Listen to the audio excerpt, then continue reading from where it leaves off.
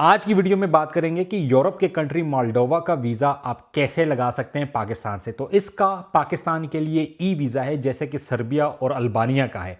मैं ये वीडियो बना तो रहा हूँ लेकिन ये उन लोगों के लिए जिनकी कुछ ट्रैवल हिस्ट्री है। अगर आपकी ट्रैवल हिस्ट्री नहीं है तो आपको वीज़ा नहीं मिलेगा, और अगर आपको वीज़ा मिल भी गया तो आपको मोल्डोवा के एयरपोर्ट से वापस डिपोर्ट कर दिया जाएगा। इसी तरह अल्बानिया और सर्बिया के साथ भी ये काम चल रहा है, क्योंकि पाकिस्तानियों को जब से ये वीज़ा पता चले हैं तो वो धड़ाधड़ वीज़े लगा रहे हैं और वहाँ पर जा रहे हैं, और वहाँ पर बहुत ज़्यादा स्क्रूटनी हो रही है तो लोगों को वापस भेजे जा रहे हैं। तो आपने ये वीज़ा तब लगाना है जब आपके कुछ कंट्रीज़ की ट्रैवल हिस्ट्री हो, तभी जाना है। दूसरी बात, अगर आप मोल्डोवा जाते हो और वहाँ पर आपको कोई वर्क मिल जाता है, यानी कोई एम्प्लॉयमेंट मिल जाती है, तो आपका एम्प्लॉयर आपका वीज़ा स्टेटस चेंज करवाने में आपकी हेल्प कर सकते हैं और आप एक वर्क वीज़ा अप्लाई कर सकते हो। अब बात करते हैं कि क्या क्या डॉक्यूमेंट चाहिए और ये वीज़ा आप कैसे लगा सकते हैं। अब बात करते हैं कुछ जेनेरिक डॉक्यूमेंट्स की, जैसे कि पासपोर्ट 6 महीने वैलिड होना चाहिए, और अगर आपका आईडी कार्ड है वो लगा दें। नहीं तो अगर आप किसी और कंट्री में रह रहे हैं, जैसे रेजिडेंस आपके पास है जीसीसी की, तो आप वो लगा सकते हैं। अगर आपके पास वो नहीं है, वर्क वीज़ा है, तो आप वर्क वीज़ा की स्कैन कॉपीज के साथ लगा सकते हैं, क्योंकि ये ई वीज़ा है तो हम सारे डॉक्यूमेंट स्कैन करेंगे। उसके बाद आ जाती है एफआरसी या एमआरसी, और अगर आपके बच्चे ट्रैवल कर रहे हैं तो आप उनका चाइल्ड बर्थ सर्टिफिकेट लगा सकते हैं। फिर उसके बाद आता है आपका एम्प्लॉयमेंट लेटर या सैलरी स्लिप, अगर आप एम्प्लॉय हैं, और अगर आप बिजनेस करते हैं तो बिजनेस के डॉक्यूमेंट आते हैं, जैसे आपका कोई लाइसेंस हो गया, इनकॉर्पोरेशन सर्टिफिकेट हो गया, आपका लेटर हेड हो गया, बिजनेस कार्ड हो गया।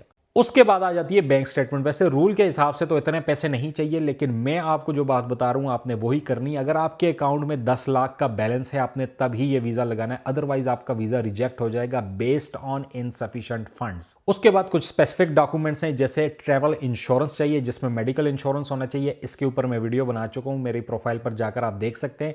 इसके अलावा कवर लेटर चाहिए जिसमें आपने अपने आने का मकसद बताना है। उसके बाद जो एडिशनल डॉक्यूमेंट आप लगा सकते हैं, ट्रैवल आइटेनरी लगा सकते हैं। डे बाय डे के हिसाब से आप अपना ट्रैवल उनको प्लान बता सकते हैं, और उसके बाद जितनी पुरानी आपकी ट्रैवल हिस्ट्री है, क्योंकि ई वीज़ा में आपका पासपोर्ट नहीं जाता तो उनको पता नहीं होता, तो आपने तमाम ट्रैवल हिस्ट्री, चाहे आपके वीज़ा लगे हुए हैं उन पेजेस की स्कैन कॉपी ले लेनी है, कोई ई वीज़ा है वो स्कैन कर लेना है। एंट्री या एग्जिट की जो स्टैंप्स लगी हुई वो सारी एक फाइल बनाकर आपने इस वेबसाइट पर जाना है, यहाँ से वीज़ा एप्लीकेशन फॉर्म को फिल करना है, और फिर उसके साथ इस वेबसाइट पर जाकर आपने ये सारी चीज़ें सबमिट कर लेनी है। सिर्फ और सिर्फ 40 यूरो इसकी फीस है, और तकरीबन 20 से 25 दिन के अंदर आपका फैसला आ जाता है कि आपको ई वीज़ा मिलना है या नहीं मिलना।